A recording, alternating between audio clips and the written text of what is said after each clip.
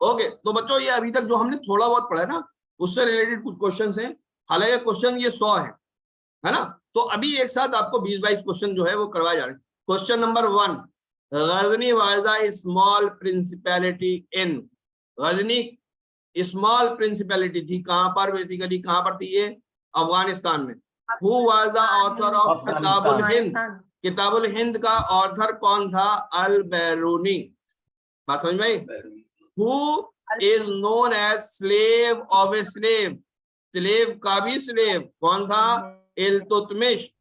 इल्तुतमिश आपके कुतुबुद्दीन का था, कुतुबुद्दीन ऐबक का। और कुतुबुद्दीन ऐबक बेसिकली और किसी का स्लेव था, तो इल्तुतमिश को कहा जाता है स्लेव ऑफ स्लेव। बोलो बात समझ में आती है?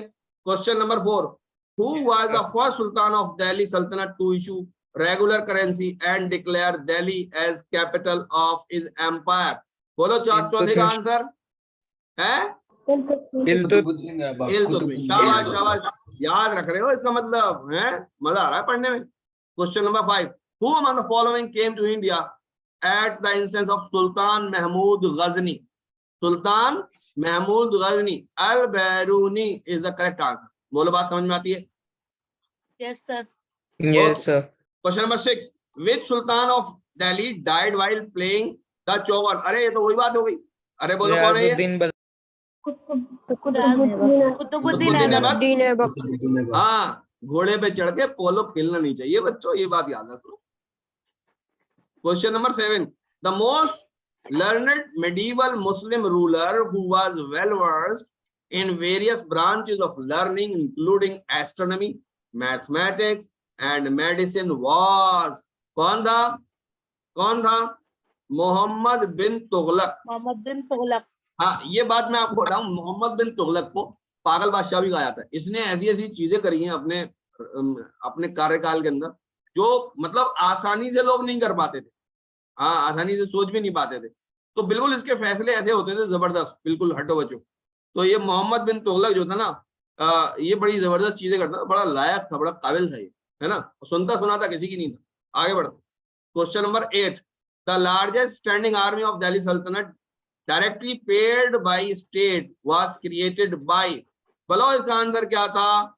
अलाउद्दीन खलजी। है, अभी हम खलजी पे पहुंचे नहीं है, खलजी तुगलक तक पहुंचे नहीं है। क्वेश्चन आ रहा है तो आप इसको करते चलो। बात समझ में आ रही है कि नहीं? Question number 9, match the following. इसका मैं आपको डायरेक्ट आंसर बता देता हूं, तो आप फिर इस पे आगे बढ़िएगा। क्वेश्चन नंबर 9 का जो डायरेक्ट आंसर है वो बच्चों ये है, इसको आप मिला लीजिएगा, ठीक है। A3, ए कहां पे मिलेगा, बेसिकली यहाँ, है ना, देवर आया सेकंड और संगामा। बात समझ में? और आपका बी कहां पे मिलेगा, बी मिलेगा 2 पर, बी सामने ही मिल जाएगा। बोलो बात समझ में आ रही है?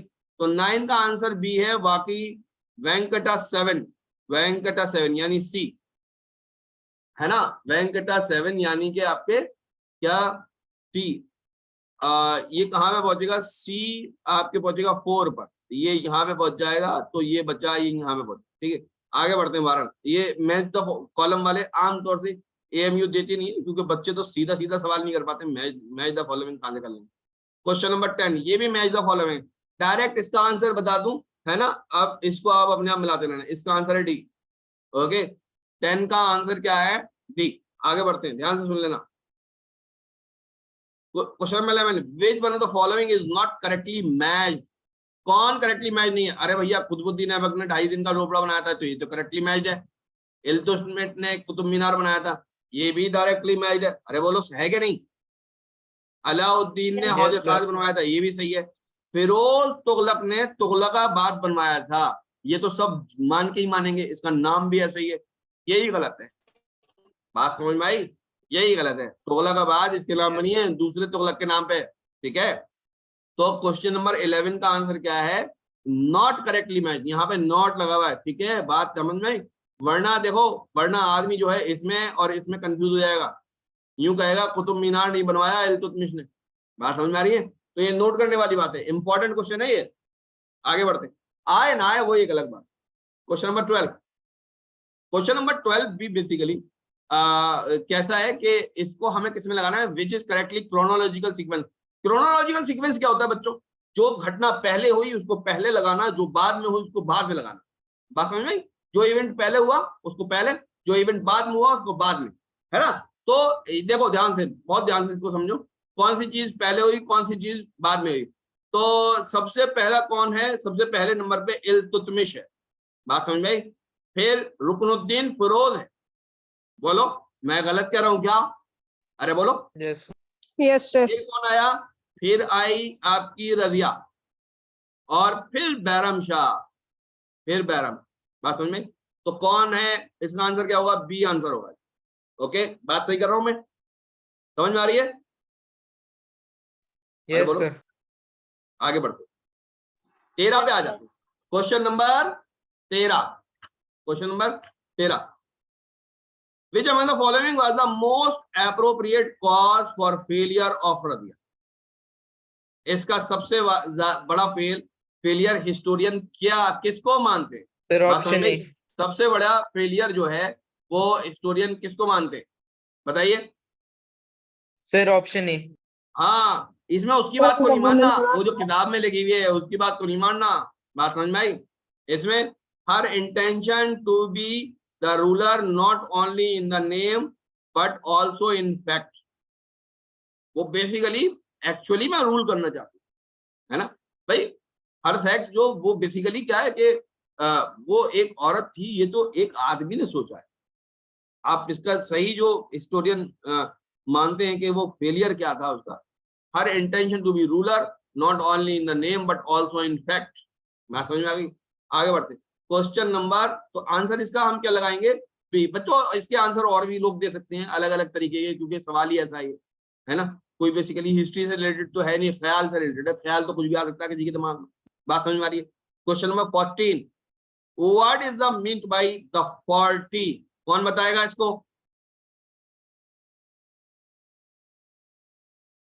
नहीं बताना चाह रहा कोई भी?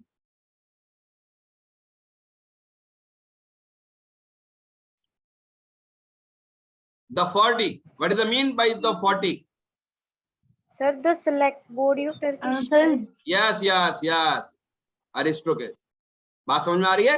बहुत सिंपल। इसीलिए तो उसने बेसिकली उसने क्या है कि जो वो गुलामों की बात थी ना उसको खत्म करने के लिए शुरू किया था। बात समझ में आई नहीं?